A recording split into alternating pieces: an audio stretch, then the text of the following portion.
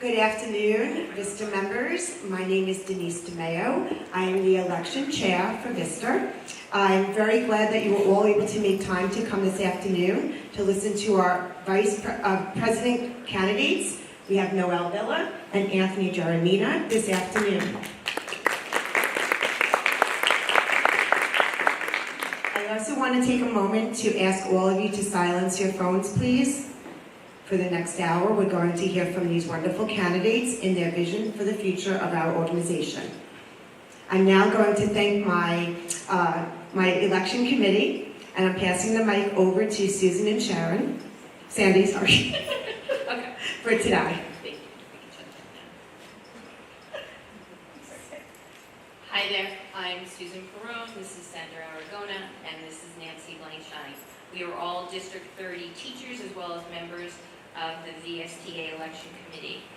Sandra and I will be your moderators. Nancy is going to be our timekeeper. Many other of our election committee members, you greeted them at the door and they're helping out here supporting. If anyone needs to need a bathroom, it's out to the left and we have people to escort you.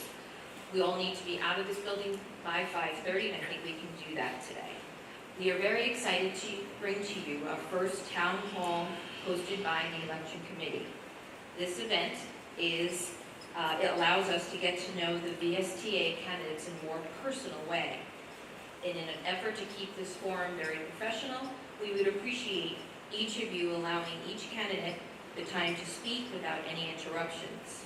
Your applause is welcome after each candidate gives their opening statements, and a final applause at the end of the town hall event. This event is being recorded and will be put up on our VISTA website. On behalf of the entire VSTA election committee, we would like to welcome our two candidates, Noel Villa and Anthony Jeremina. We would also like to welcome and thank all of you for attending. Additionally, we would like to acknowledge Denise DeMeo for her outstanding job as the chairperson of this committee. Candidates are going to be given up to 3 minutes to introduce themselves and give an opening statement.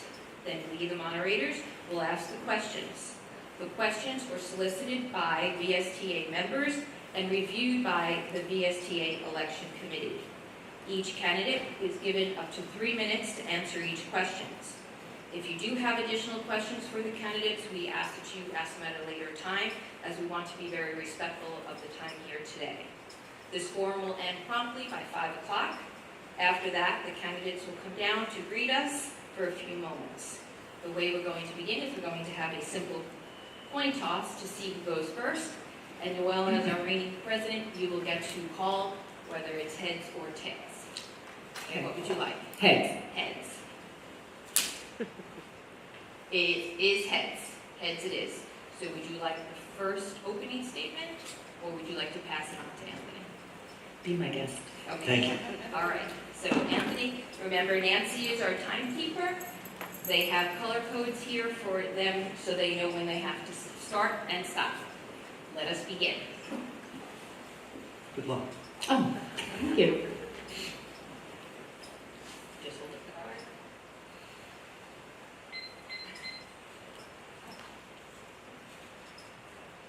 I'm ready.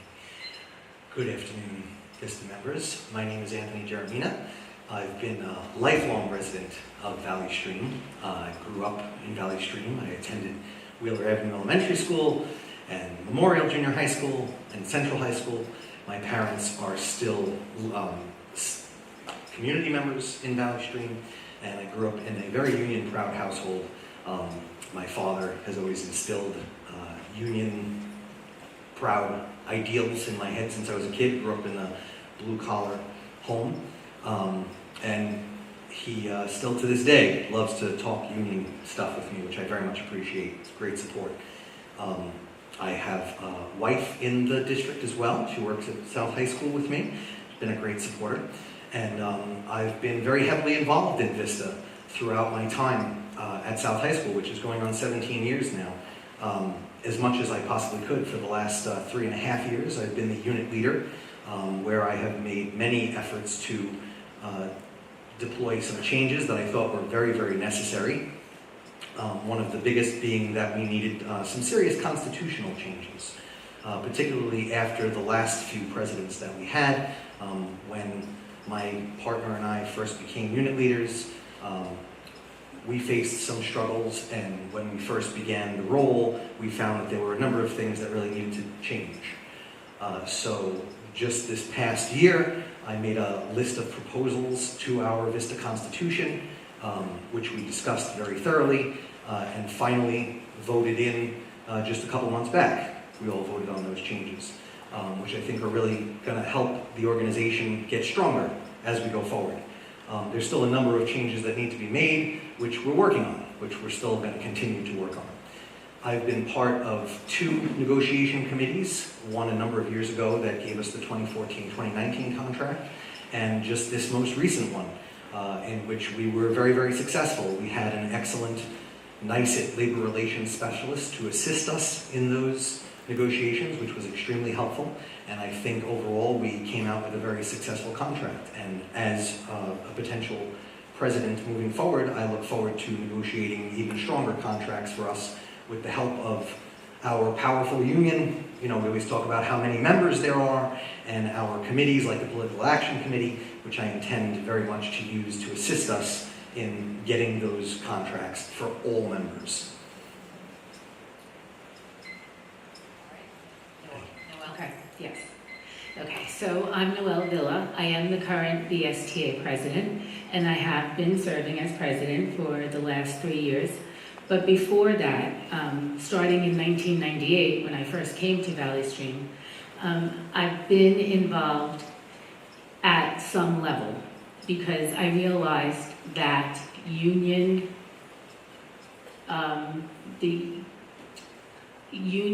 pride, knowing your contract, union knowledge makes for a better work environment.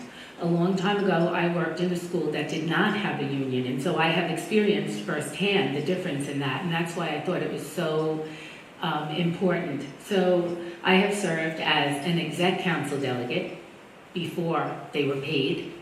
I have served as a unit leader and 6 years as the vice president. I have been on a lot of negotiations committees in my role as president, but also before that, teachers' negotiations. As vice president, I handled negotiations for the aides in District 13. I have been a part of the EOP negotiations. And I think that as the president, the most important thing that you can have is an eye on the future, an eye on how to grow the organization, and an eye on what is happening, what is the current climate in the state as well as in other locals.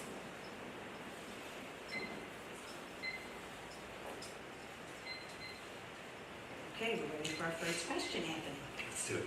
What have you done, or what would you do to improve the climate and culture of our VSTA organization to empower all unit members? Thank you. In the last 3.5 years, I particularly see a divide, and it's honestly because of lack of communication between elementary teachers and high school teachers. So first, let me just take the opportunity to say that I want all of our members in all of the units, elementary teachers, TAs, nurses, everybody, to know that I am there for you. You will see my face in your buildings. You will know who I am, which I think is extremely important for a union president, for the members to know who the president is by seeing them and saying hello in the hallway. So with that said, I think that it's really important that we start to implement some plans to get just talking to happen between our members. And I think, you know, it's something that my co-unit leader and I have asked for a few times with regard to exec council meetings, because that's an opportunity where once a month we have delegates and unit leaders from the high schools and the elementary schools together, where there would be opportunities for us to speak to each other and learn about each other and learn about how our day goes, and start to work on eroding away that sort of resentfulness that I've sensed in some of our members between high school and elementary, particularly over the last couple of years. Because if we're going to be a strong union, we need to support each other. And building that communication between all of our units is what's important to get us to support each other and get out there, no matter whose contract we're negotiating. You know, if district is demanding something ridiculous, we need to all get out there and support each other.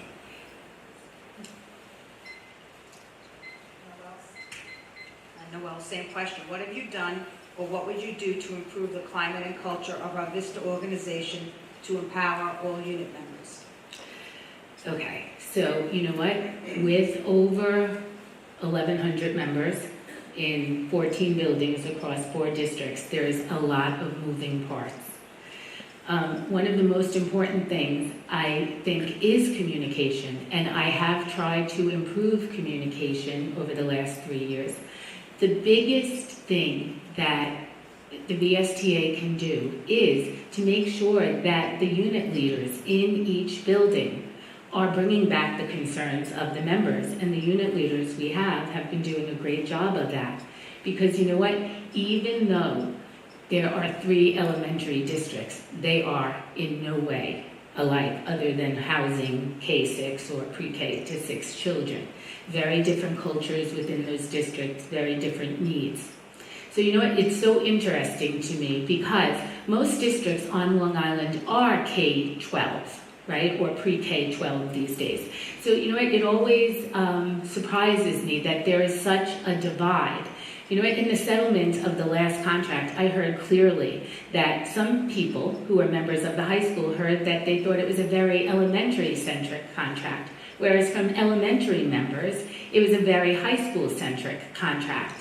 So I think that having unit leaders, having exec council delegates, having good attendance on committees from all buildings is really important to growing it, because you know what, you need that message to be heard. And so you know what, the message from the VSTA and anybody in VSTA leadership should always be that we are united. And I think that's really important. Next question. Okay, this is for, So that was Noel. So now, Noel, this will be you again. okay. What steps will you take as president to ensure that decisions about working conditions, contract language, and especially negotiations address the needs and the desires of all negotiating groups? Okay, so contractually, according to the contract, the negotiating team could be made up of up to 10 members. This round of negotiations, we had 2 members from each district to represent the needs.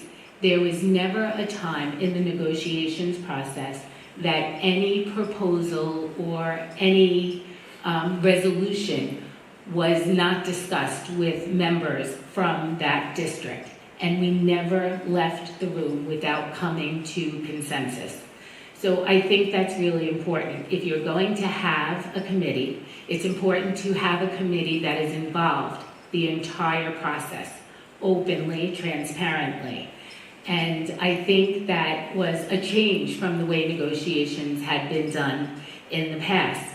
As far as the work climate, again, the unit leaders are the most important step there, because the unit leaders are on the ground in each building. And every day I hear from unit leaders in buildings, what do you think about this? They want to take the teacher's room to use this. We're having a problem with, pests. We're having a problem with student lateness. The nurse's office is inundated. You know, there are things that happen every day that are part of the work climate and that get handled. And it's when the unit leaders reach out, and we always find a way to make it work. And when we can't, we take it to the next level. Thank you.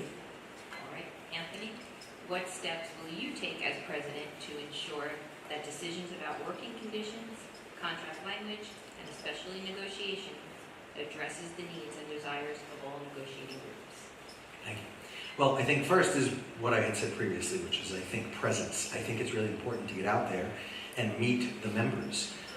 Our unit leaders, especially in our specialty groups, our secretaries, our nurses, our TAs, very often you have a unit leader in one building who it's more difficult to run around and find out what everybody is desiring for the next contract negotiation.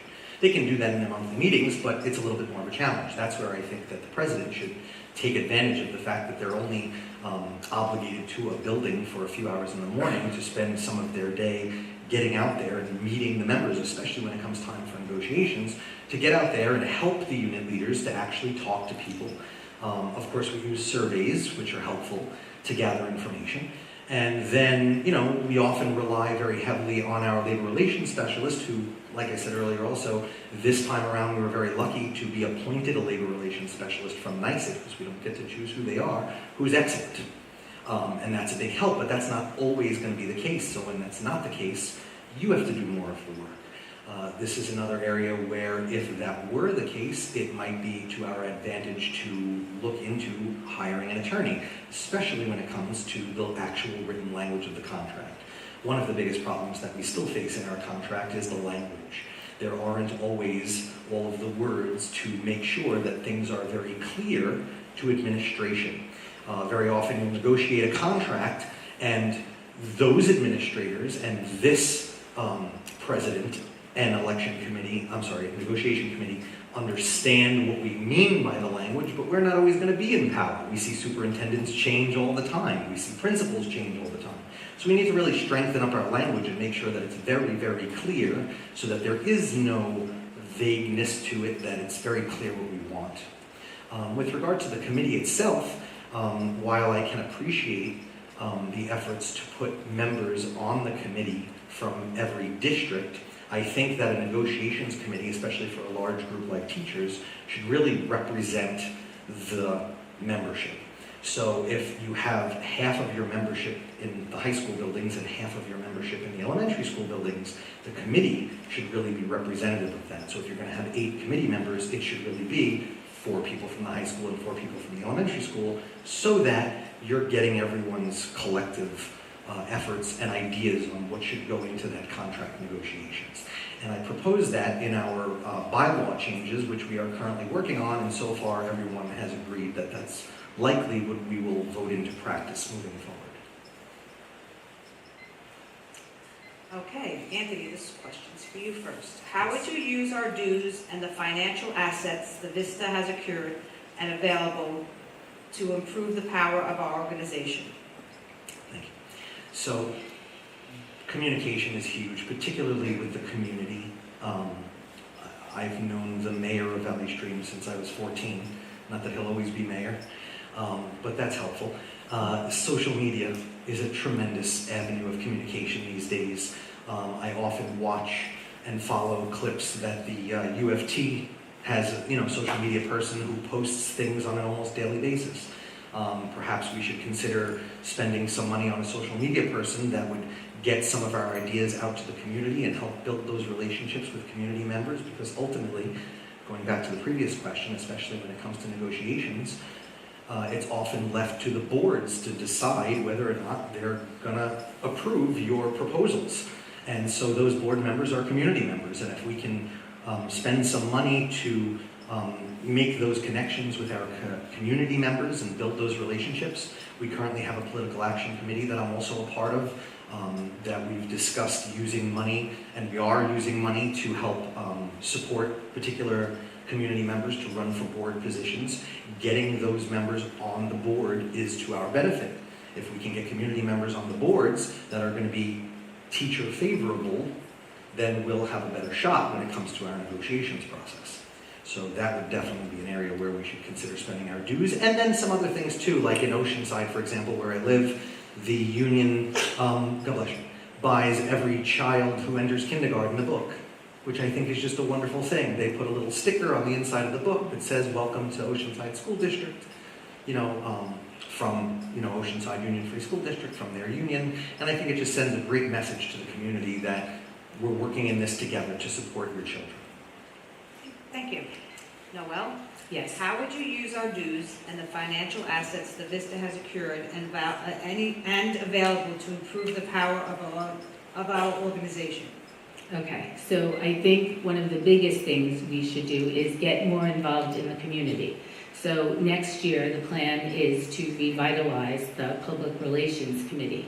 Right now, the VSTA does sponsor a Little League team and a softball team, but in years past, we have been more involved with outreach, like right within the community, in terms of like a coat drive or a food drive. in supporting the students with book bags, things like that, making donations to schools. I just want to point out that any money that gets put towards candidates, though, does not come from dues. It comes from Vote Cope.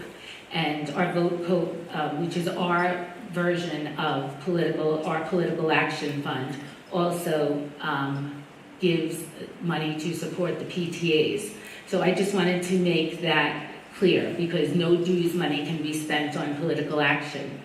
In terms of making us stronger financially, the local portion of the dues that we pay is only about $420 a year. The Finance Committee is actually working on the budget for next year right now.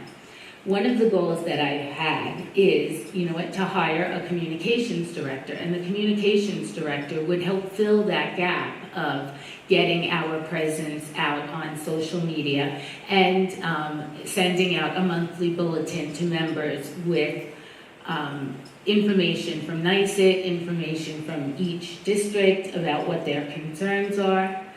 But one of the biggest expenses we have as a local, besides our dues to NYSET and AFT, is the rent for our office. I would love to buy a property for the VSTA office, because we could use the money to pay that down and then be able to further reduce our local dues and anchor us in the community.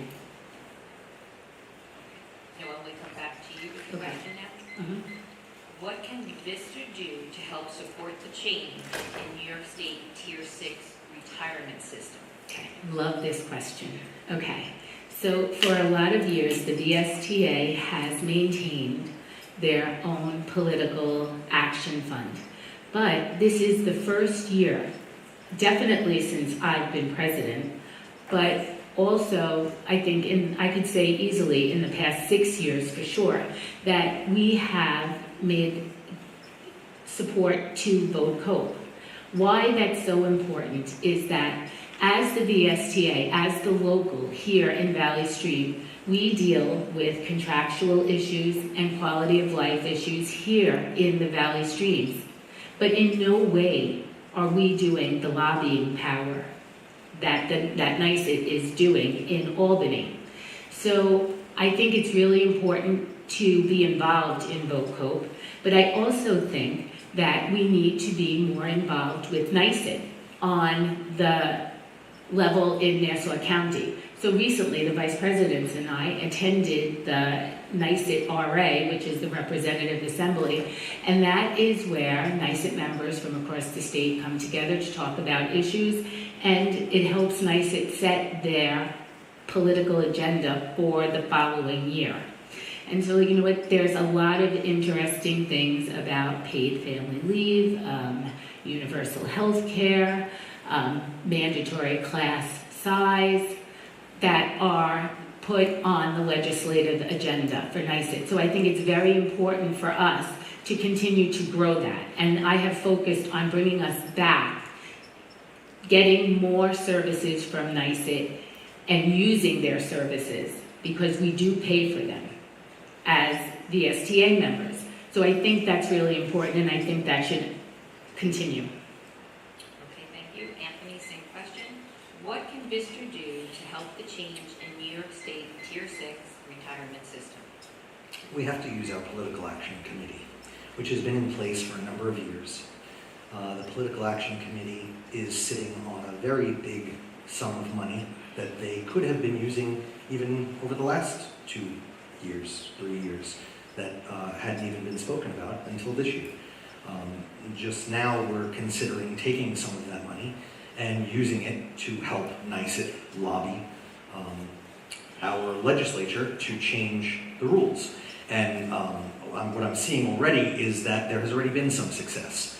Some of the Tier 6 rules have already been changed in their favor, which is very important. We have approximately 40% of our membership that's in Tier 6, and there are only going to be more coming. So it's definitely going to be important for us to help them. And the biggest thing that we can do is to continue to build support in our community, continue to support NYSET. they're the lobbying arm with Vote Coat that's really has the power in Albany to make these changes.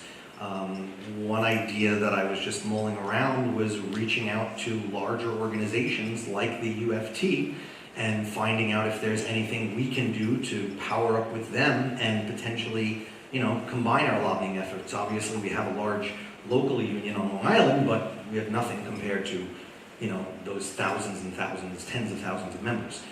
Is that a possibility? Is it a possibility to join forces with other locals on Long Island? I know up in Westchester, they have regular meetings between their locals to talk about a variety of things. Once a month, they send a representative from every local that gets together and talks about everything.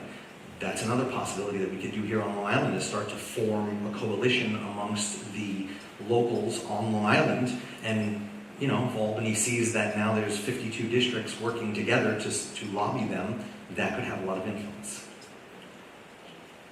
Okay, Anthony, this question's for you. Describe your personal leadership qualities. I'm straightforward and to the point. I'm assertive. And I not so easily take no for an answer.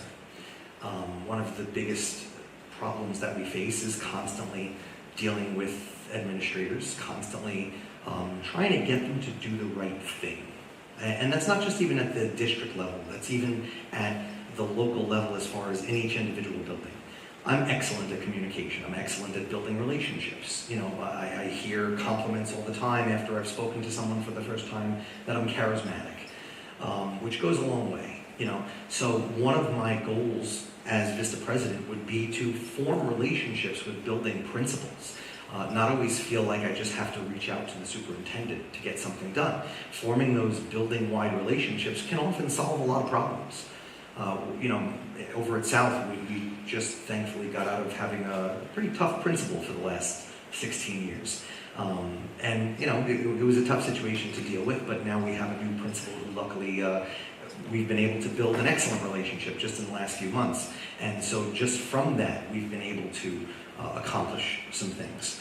So I think that it's really important to have those skills to lead the daily functions of the union. I think it's really important to be effective and organized, keep the membership as up to date as possible. The constitutional changes that we just made are still not posted on the VSTA website. In fact, if you go look at the VSTA website, the Constitution that's on there was 2 revisions ago. It says revised in 2018. We voted on a change in 2019 after the Janus case, which, if you're not familiar with, is basically allowing people to not join the union if they don't want to. We voted under Rich Adams to add a clause to make people stay with us that would basically fine them if they decided not to. We all voted that Constitution into place, and that Constitution has not been made available for our members. So even just those sort of daily, everyday things that make this organization strong, that make this organization run efficiently, those are qualities that I possess that I will move forward with. Thank you. Noelle, describe your personal leadership qualities. Okay, so you know what, I am very effective at building relationships and getting things done and talking to people directly and giving people and encouraging people to serve the VSTA. Under my leadership, we have made changes to pay exec council delegates to value their time. We have made changes to the Constitution, and we're still working on the bylaws. We have grown the Political Action Committee so that it has membership from every building, because that's so important. It can't just be one per district. I also think that, look at the success of this election committee. Never before have we grown to have members from every building to move to electronic voting with access to all members. You know what? I think that the effectiveness of the union is always on building relationships and people first. And so I think that is a strength of mine. And I think it's a balance because we're very diverse.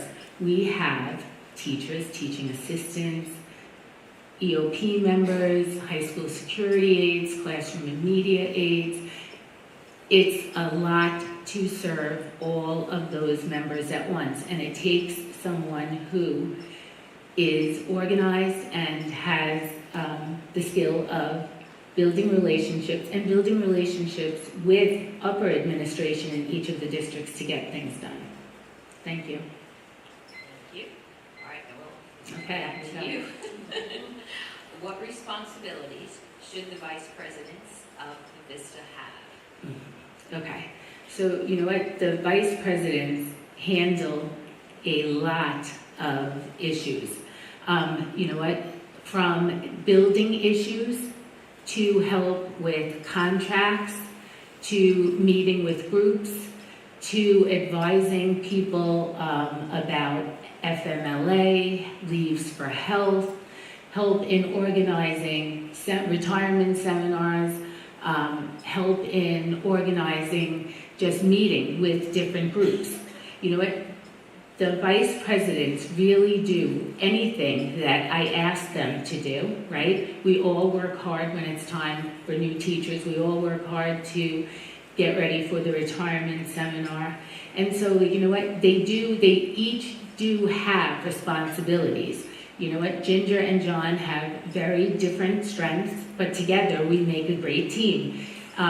You know what? Ginger handles a lot of things in the high school just because she is in the high school. John handles things in the elementaries, but they both do both. And together we talk about issues that are everywhere because it's never just an isolated incident. Whatever happens in the high school, it also could be happening in the elementary school since we work under the same contract. Things that happen with EOP members could also be EOP members village-wide, the nurse contract as well. And so, you know what? It's a lot of meeting, giving advice, checking facts, and making a plan to move forward. Okay, thank you. Anthony, same question. What responsibilities should the vice presidents of VSTA have? So, one of my constitutional proposals that we just accepted as a membership was to change the structure of our vice presidents. We formerly had 3 vice presidents, none of whom admittedly were doing the job they were elected to do. They were doing various jobs. Not to say they weren't working, they were certainly working quite hard. They just weren't doing what they were elected to do.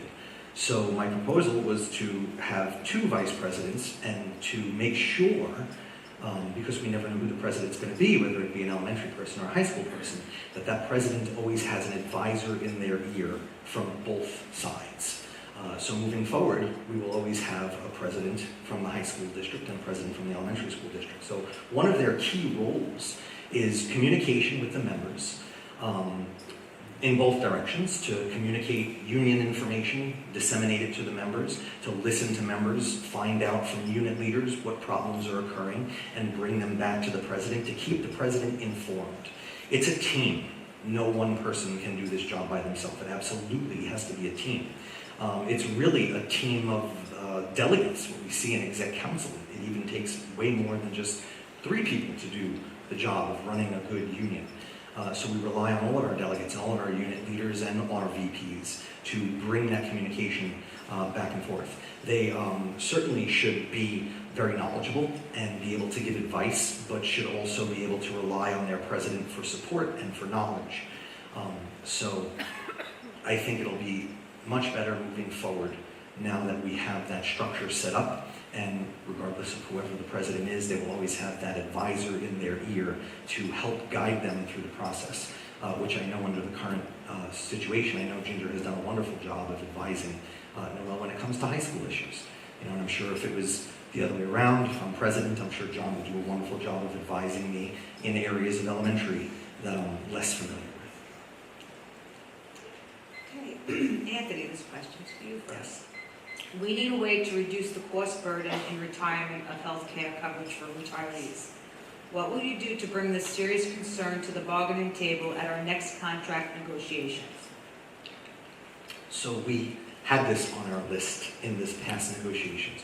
It came up very high on the survey for the teachers, and it's something that I know even the TAs are very concerned. Everybody should be concerned with. So it was a difficult proposal because, as we all know, health insurance costs have skyrocketed, particularly over the last 2 years. And so we were able to maintain the current dollar figures that we pay today, where we're paying 20% without getting the district to raise it. The big problem is that if we start asking for better health care in retirement, that it would of course only make sense that the district is going to ask us to pay more while we're employed. So it's really a numbers game. We really have to figure out if it's worth it, right? We have to look at our members, see how many of our members are near retirement. I know that some other unions have offered retirement incentives. That's something we could look at, where if X number of members agreed to retire by the end of that contract, the district would pay them more in health insurance because it would benefit the district, because they'd be, saving money on salaries by getting the opportunity to hire some new teachers, new TAs. So that's a potential opportunity. Perhaps we could negotiate something where if you know you're 5 years out from retirement, you sign something guaranteeing in 5 years I'm going to retire, and so over these next 5 years, while my salary is at its peak, I can afford to pay a little bit more in health insurance while I'm employed to gain better health benefits once my salary drops by 40%. So those are just a couple of potential ideas that we could discuss, and obviously we want to include all parties involved to see what everyone thinks is the best avenue to go with. That's why you rely so heavily on the negotiations committee and your surveys and just getting around and talking to people and seeing what the majority of the membership is willing to do. Thank you. Okay, Noel, we need a way to reduce the cost burden in retirement of health care coverage for retirees. What will you do to bring this serious concern to the bargaining table at our next contract negotiations?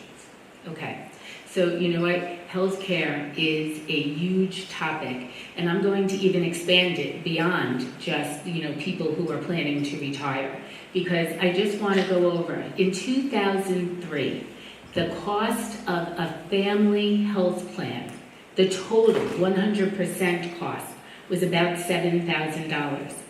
Fast forward to 2023, it's now $40,000. That is exponential growth.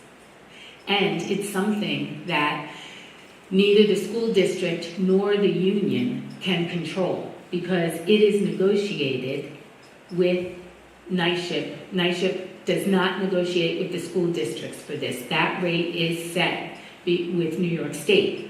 And so, you know what? It makes it hard to negotiate. And I do agree with what Anthony said in that, if you want this at the table, you have to take the money from somewhere, because with the 2% tax cap, there's just a certain pot of money. And so, when you look at it, and this is really very interesting, because right now we are about 40 to 45% Tier 6 members. Tier 6 members retire at 63. So that problem of healthcare in retirement, from the time that they retire until they get to Medicare age, is very small. It's Tier 4, which is about half of the membership left in Valley Stream and half of the membership in New York State at this point, who have that issue of those 10 years, the 10 years, if you retire at 55 to get to Medicare age at 65. And so, it has to be a creative solution. We have joined, there is a consortium of districts out on the East End who have an alternative health care to NYSHIP. Not that I'm saying that that's the way to go, but just that we have to get creative in how we're asking for this. Because as of right now, there's 75% of our members take the health insurance, 25% waive. And I think that it's a matter of educating our membership on how best to plan for this. Because think of everything else that you do in life. You plan to buy a house, you plan to send your kids to college, you plan to retire. This needs to be talked about as retirement strategies of how to bridge this gap and best manage those years before you become Medicare eligible. And I think that can be done through education of our members. Thank you. Thank you. All right, back to you, Noel. Mhm. What digital or other means of communication would you use to get information out to the membership to ensure strong communication and transparency? Okay. So, you know what? Social media is a slippery slope. You never want to conduct union business on social media. But I do agree that social media can be useful. We do put reminders on our Facebook page. We do use our website, which I know people say that the website is, obsolete. I don't believe that. It's a storehouse for our information, and it's a secure way of our members finding that information. And being able to contact us. My intent is that this Director of Communications position is going to greatly help us in this area. But, for example, we're rolling out currently the text message. And as of right now, only about 40% of our membership have opted in for text messages. So we need to get that information out there, get people to sign up, and add that as yet another layer of getting information out. But even so, you're still limited as to how much you can give out in a text message. The best communication is the direct communication, and that comes from our exec council delegates and from our unit leaders. And there is no replacement for having someone give you information directly. Thank you. Okay, Anthony, what digital or other means of communication would you use to get information out to the membership to ensure strong communication and transparency? Thank you. I've been asking for text messaging for 3 years. I've found that as our membership grows younger and younger and younger, fewer and fewer people check emails. I've been hearing for years, because through our system with Constant Contact, we are able to see exactly how many people even open an email or even click on a link. And I've been hearing for 4 years now that most of our membership don't even open emails, and if they do open emails, they don't click on the link. So even as a building unit leader, I've been asking for text messaging capabilities. I email my staff regularly. I communicate with my members regularly so that they know all the important information. But very often I'll get a question about, I'll be like, I just sent out that email like a couple of days ago. And people don't check emails anymore. I think the website is great for storing information, things like contracts, things like MOAs, things like constitutions, that sort of information. But we need something to lead people there. So when there is a change, when something happens, especially sometimes things happen and you want people to know about it right away, everybody picks up their phone and looks at a text message. And a text message is more secure than social media. However, I still think we could use social media for some of the less secure communication options. I wouldn't see anything necessarily wrong with a monthly president's report being a YouTube video, as long as it doesn't have any sensitive information in it. That stuff would have to be done more directly. This would give an opportunity for the members to see the president on a regular basis, to hear them speak, and then you could have links that email me, text message me, that sort of thing. So I think quick communication. People want information in their hands immediately, and I think text messaging is definitely a huge part of that, which I spoke about in my YouTube video a couple months ago. Thank you. Okay, Anthony, this question's for you first. Yes. How would you handle an overzealous board member when they are asking for things that contradict our union contract? What legal action can the VSTA take in the event that this should occur? Well, the first thing, of course, is to speak to who it's coming from, if at all possible. The idea being that hopefully, and certainly would be with me as president, I'll have relationships with at least 1 or 2 board members on every board, right? So, first thing you do is you try speaking directly to the person if at all possible.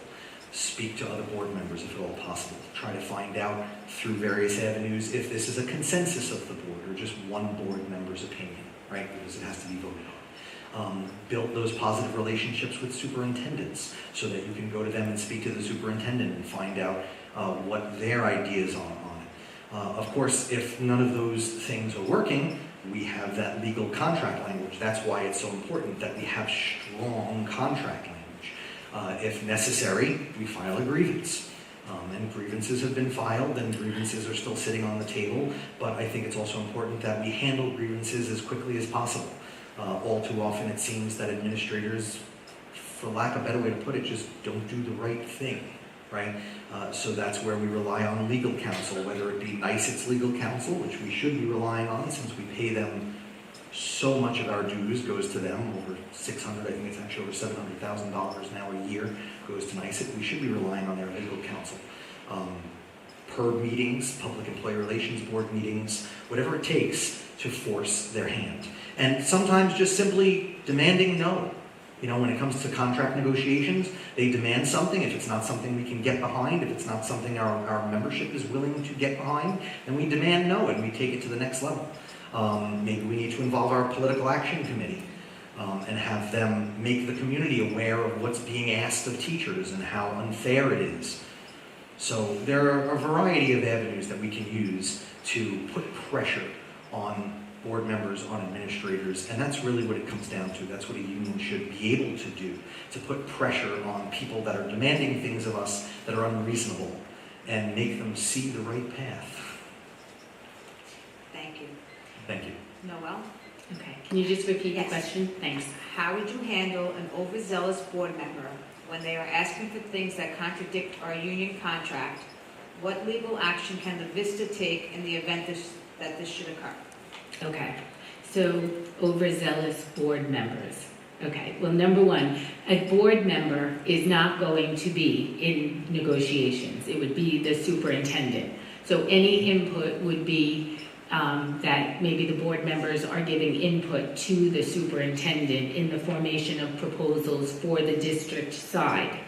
But a perfect example of this would be something like in the last round of negotiations, the district felt very strongly that anniversary dates should be changed from 10 a year to 2 a year, causing a hardship to many of our members who had taken leaves for health or FMLA.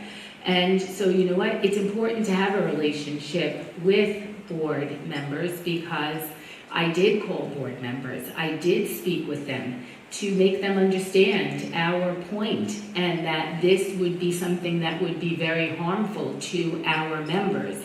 And so, you know what, it is a lot of, again, relationships, being able to have a conversation and understand what the fiscal responsibility is of the board member with the responsibility of the district and the responsibility of the union president in protecting members. And you know what, there always is the avenue of grievance or a PERB charge, Public Employees Relations Board. But that's always, you want to try to work it out before it gets to that point, because PERB and grievances move slowly. It's a long, stretched out process.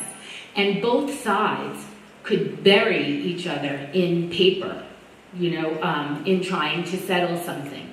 That can't be your go-to thing because it's not productive. Things get settled all of the time.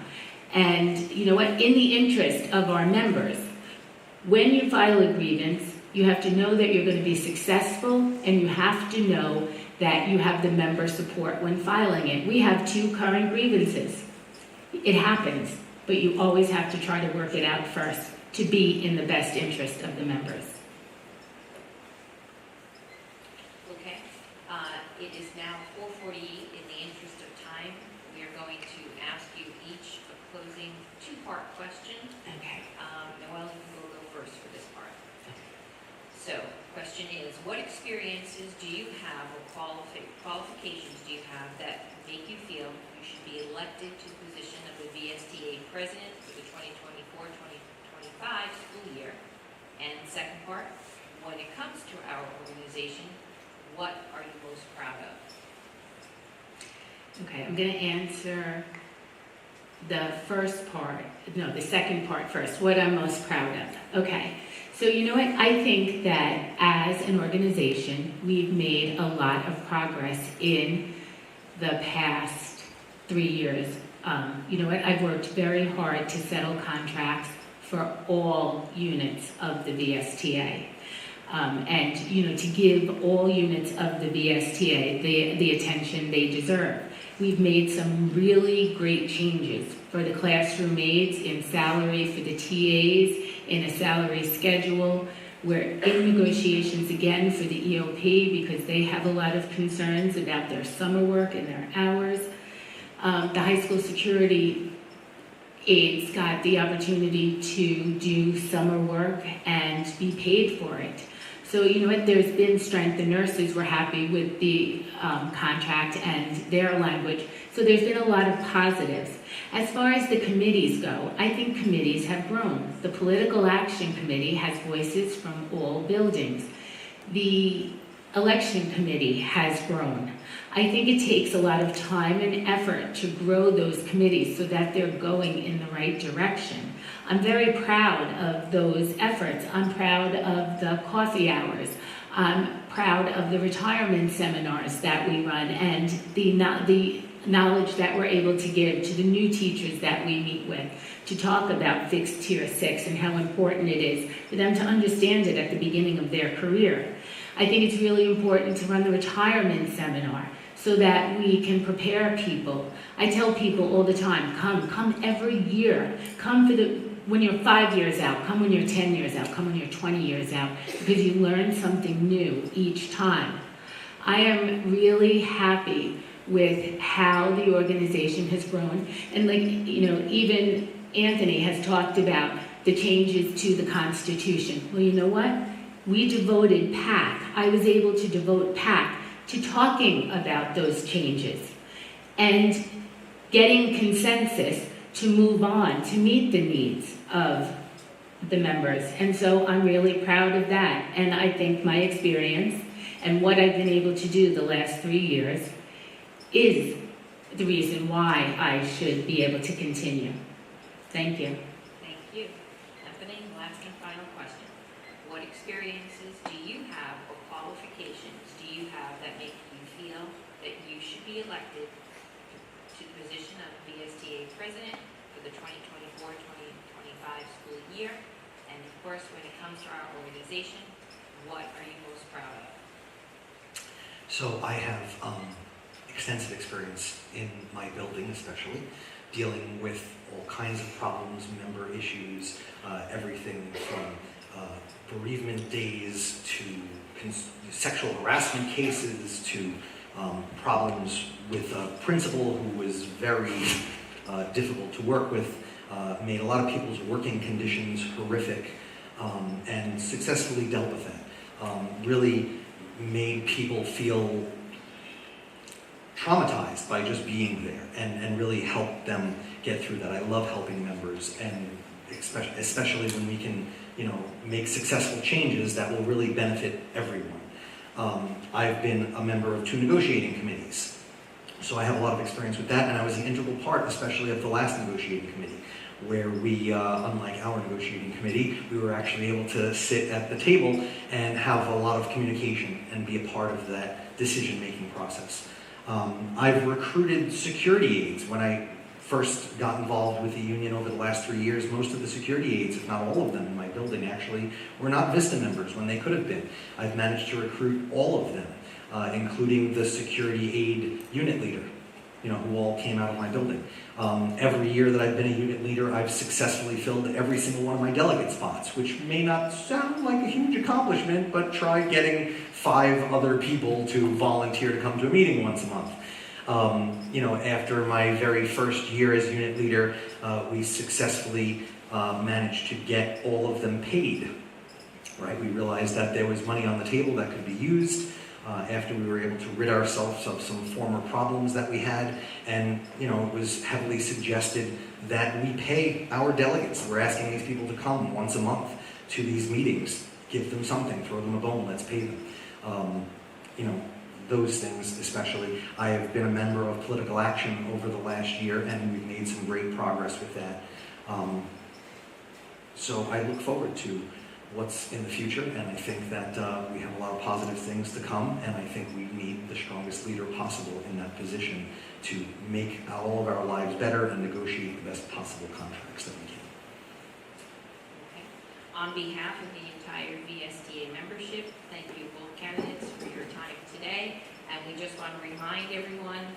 vote on May 16th using Election Buddy. Thank you both. Thank you Thank all. you. Thank you. Thank you. Thank you. Thank you. Thank you. Thanks for